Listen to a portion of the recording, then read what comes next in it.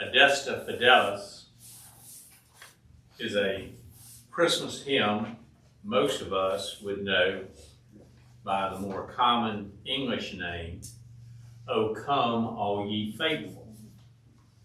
This hymn is the oldest Christmas hymn which is still in common usage today. It was written so long ago, it was written in Latin in the year 1751. And this hymn, which we're actually going to use as our hymn of invitation and dedication this morning, beckons us to come faithfully, joyfully, and triumphantly. And as I was considering this Christmas season and considering the messages I might bring that would be meaningful to people who hear them, it occurred to me that many people are not so faithful. Many people are not feeling quite so joyful.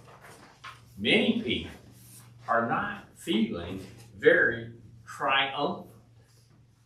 And the series of messages that I'm going to be preaching over the next 4 weeks are really for those folks.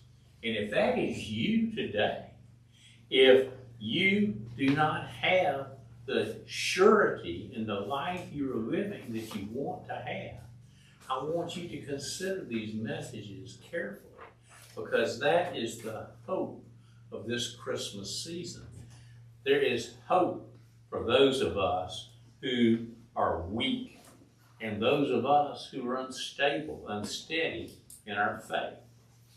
For those who are not quite so faithful. For those who are not quite so joyful. And for those who are not quite so triumphant. Jesus' birth can touch even the most bitter. Jesus' birth can touch even the most brokenhearted. And Jesus' birth can touch even those who have backslid in their Christian faith. This series of messages is for those of us who are not as faithful as we want to be, who are not as steadfast in our faith as we want to be and know we should be. There are times of weakness that will come into every person's life. I'm going to give you a news flash. We are all incapable and unworthy people. Left to our own devices, we'll find the wrong way every time. Left to our own devices, we will not be the people that God wants us to be. There is weakness inherent in our life. The Apostle Paul himself experienced times of physical weakness. If you look in 2 Corinthians, the 12th chapter, you will see that Paul had a thorn in his flesh. We do not know exactly what that thorn was. People have speculated. Perhaps it was an eye disease. Perhaps it was poor eyesight. Perhaps it was a painful circumstance with his eye. But we know whatever it was a burden to Paul. It inhibited Paul from doing the things that he wanted to do. And Paul, over and over and over again, asked God to remove that thorn from his flesh. Paul asked God to cure the weakness, the physical weakness that was afflicting him. And God's answer in verse 9 of the 12th chapter of 2 Corinthians is a message we all need to hear. My grace is sufficient to you, for my power is made perfect in your weakness. If we did not have weakness, we would not appreciate the power that God displays in our life. God can use us for His service. God can use us for His purposes. God can use us to accomplish His will in this Christmas season and always, in spite of our weaknesses. There's a few folks in the congregation who currently use a cane, and in the last months have used a cane to walk. They have issues with their feet or with their knees or with their leg, and they need a cane to help keep them steady. They're not strong enough on their own to walk the way perhaps they once did or perhaps once wanted to. You are leaning on that cane for support to give you strength that you would not otherwise have. In a similar fashion, when we recognize our weakness, and each of us have weakness, it can be physical, it can be spiritual, it can be emotional. Each of us have a weakness, and God may very well choose to manifest His power in our lives through that weakness. And so when there are times of weakness, we need just to lean more fully on God, just like we would lean on a cane to give us support when we cannot stand on our own physically and when we cannot stand on our own spiritually. Then we especially need to lean into God. There are times of weakness in our lives, and there are times of instability in our lives also. Has anybody ever played with a Frisbee? I don't know how I know things or think I know them, but I think Whammo was the one who came out with the Frisbee in the late 1950s. When we were kids growing up, that was I guess I mean Stephanie and me, but looking around, all of us. I'm thinking it's pretty much all of you, to be honest with you. We played with a Frisbee, and a Frisbee was kind of great fun. Yeah. And when you threw it just right, it would kind of sail in the air, and it would hover, and it would go just where you wanted it to go. But when you didn't throw it just right, the wind would catch it, you get it a little crooked this way, a little crooked this way, and it would go just tailing off and crash into the ground and wouldn't go any direction that it was supposed to go. Our lives can be just like that Frisbee that wasn't thrown carefully. We can just go spinning off track. We can go crashing into the dirt because we are inherently unstable as human beings. And don't feel too bad when that happens in your life, because it happened in the lives of the great Christian forebears we know from the Bible. I think in particular of the Apostle Peter. And the storm comes up, and Jesus is walking on the water, and Peter wants to walk on the water too. You got to give Peter like 2 thumbs up for enthusiasm. And Jesus, this is pretty much a paraphrase, but Jesus says, come on. So Peter gets out of the boat, and everything's going great until he takes his eyes off of Jesus. And when he takes his eyes off of Jesus, what happens? He begins to sink. And I'm going to tell you, in our Christian lives today, when we take our eyes off of Jesus, we're going to sink. Yes. We're going to sink into the mire of this world. We're going to get caught up in the earthly things that are not Christian, that are not God's will, and when we're not looking at Jesus, we're going to start to sink. An unstable mind is driven by ever-changing circumstances. Ephesians, the 4th chapter, verse 14, talks about a wind that just blows a leaf here and there. And we, too many times, are like that leaf. A leaf doesn't have any stability. A leaf doesn't control where it's going. A leaf doesn't follow a straight line. Just whenever a little puff of wind comes up, the leaf gets blown here, then the leaf gets blown there.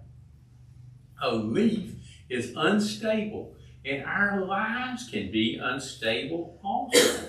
There are times when we are weak. There are times when we're unstable. There are times when we're unfaithful. And when we are in that position, we're not going to be joyful, and we're not going to be triumphant.